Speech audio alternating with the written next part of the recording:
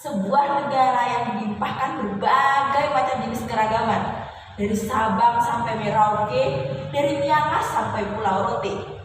Begitu banyaknya kebudayaan yang tersimpan di diri Indonesia, mulai dari adat istiadat, kebiasaan, tarian, makanan, rumah adat, bahkan bahasa.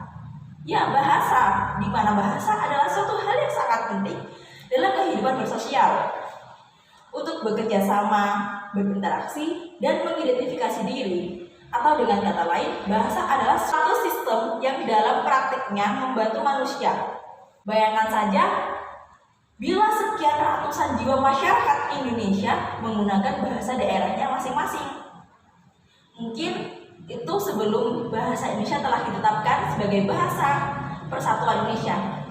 Di sini izinkan saya, Raiza Nila, mahasiswa Pendidikan Matematika Universitas Negeri Surabaya, untuk menyampaikan narasi yang berjudulkan Sejarah, Keunggulan, serta Prospek Bahasa Indonesia di Masa yang akan datang. Narasi yang berjudulkan Sejarah, Keunggulan, serta Prospek Bahasa Indonesia di Masa yang akan datang. Bahasa Indonesia, bahasa nomor 1. Bahasa Indonesia, bahasa nasional. Bahasa Indonesia, bahasa Melayu.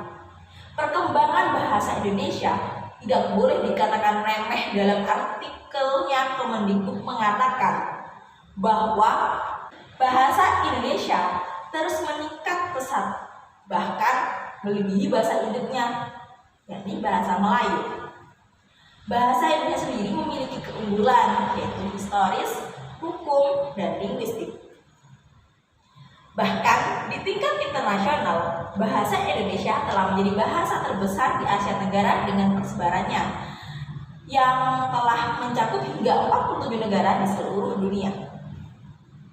Titik tolak perkembangan bahasa Indonesia sendiri terjadi pada peristiwa Sumpah Pemuda, yakni pada tanggal 28 Oktober 1928, dan bahasa Indonesia sebagai bahasa negara dimasukkan ke dalam Undang-Undang Dasar 1945 pada 18 Agustus 1945. Meski begitu, Kepala Badan Bahasa sepakat atas fakta bahwa bahasa Indonesia berasal dari bahasa Melayu. Setelah terbentuknya bahasa Indonesia kemudian terus berkembang seiring berlakunya ejaan, seperti ejaan Van Ophuijsen, Suwandi, Melindo, bahkan hingga saat ini yang atau disebut sebagai ejaan yang disempurnakan atau EYD. Ini ada beberapa contoh sederhana bagaimana bahasa Indonesia dengan pesat mengalami perkembangan. Sampai saat ini pun bahasa Indonesia masih menjadi bahasa nomor 1 yang dimana digunakan juga sebagai bahasa nasional. Tapi sangat disayangkan bahwa di era milenial saat ini penggunaan bahasa Indonesia hampir hilang di kalangan remaja, disebabkan oleh beberapa faktor seperti pesatnya perkembangan teknologi. Sebagai beberapa contohnya adalah adanya bahasa gaul yang muncul di kalangan para generasi muda dan kurangnya minat generasi muda untuk mempertahankan bahasa nasional kita, yaitu bahasa Indonesia. Karena itu, bahasa Indonesia mulai menghilang seiring berkembangnya zaman. Lantas, bagaimana cara agar bahasa Indonesia tidak menghilang begitu saja?